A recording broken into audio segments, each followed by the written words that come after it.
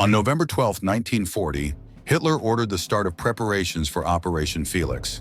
This was Directive Number 18, which established the political measures to prompt Spain's swift entry into the war. The goal of German intervention on the Iberian Peninsula was to expel the British from the Western Mediterranean. The directive also mentioned the possible invasion of Portugal if the Allies violated Portuguese neutrality and the potential occupation of the Azores and Madeira.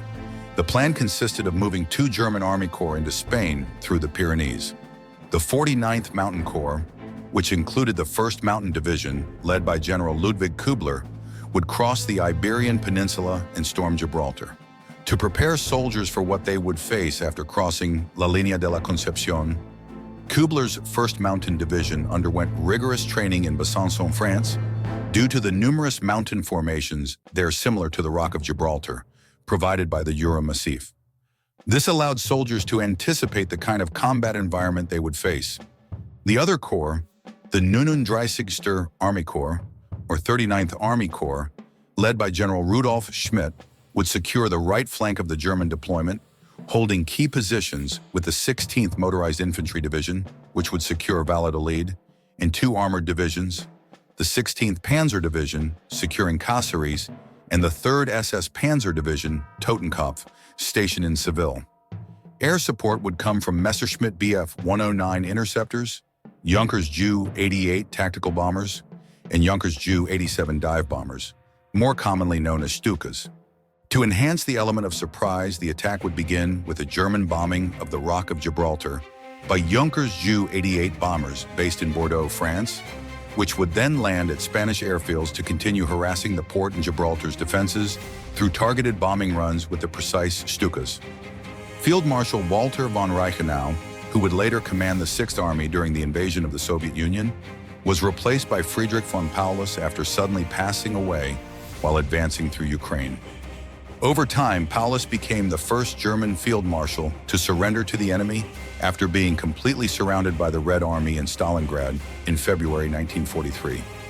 The German plan also considered deploying troops to Spanish territories in North Africa, Spanish Morocco, the Sahara, and the Canary Islands, as well as Galicia, whose ports would serve as bases for Kriegsmarine U-boats. But the entire operation depended on Spain's approval of Hitler's plans. Given the circumstances, on November 14, 1940, a crucial meeting of the High Command took place at El Pardo Palace with Franco, where the Minister of the Navy, Salvador Moreno, presented an important report that would determine Spain's fate.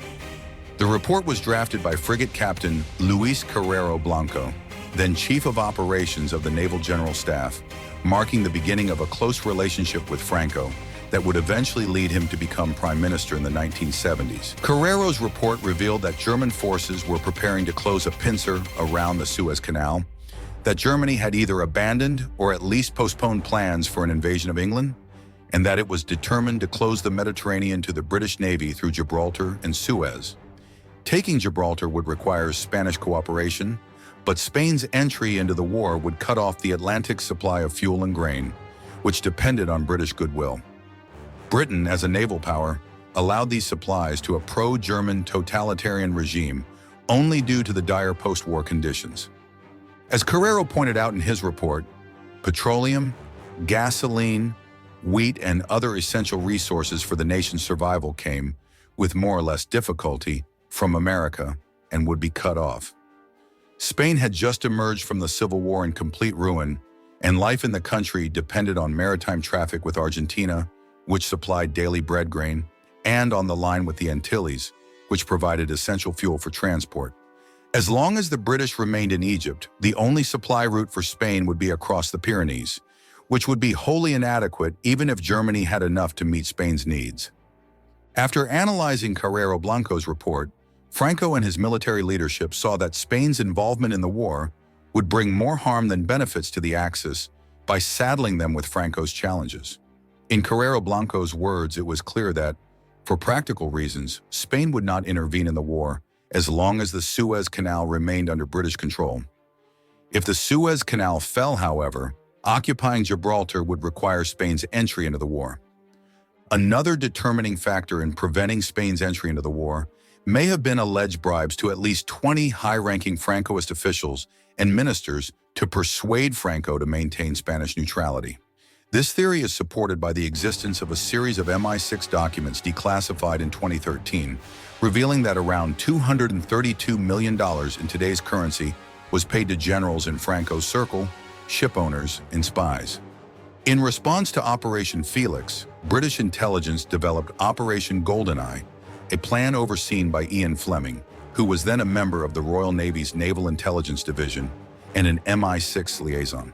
Fleming, later famous as the creator of fictional spy James Bond, designed this plan to protect Gibraltar and manage the region's situation through espionage, sabotage, and financial resources to influence Spanish leaders. Payments were made through Mallorcan banker Juan March, and those receiving bribes were unaware that the funds came from the British government. The biggest challenge was not finding candidates for bribes, but ensuring March could obtain the funds without arousing suspicion. Ambassador Hoare received direct approval from Winston Churchill and Chancellor of the Exchequer, Sir Kingsley Wood. On June 9th, the ambassador confirmed via telegram that negotiations were progressing well, but warned that more funds than the initially estimated £500,000 would be needed. The Foreign Office questioned on June 14th the authorization of additional funds, requesting details of the operation Felix, and cautioning that if the bribes were rejected or British involvement became known, it could lead to infinite damage.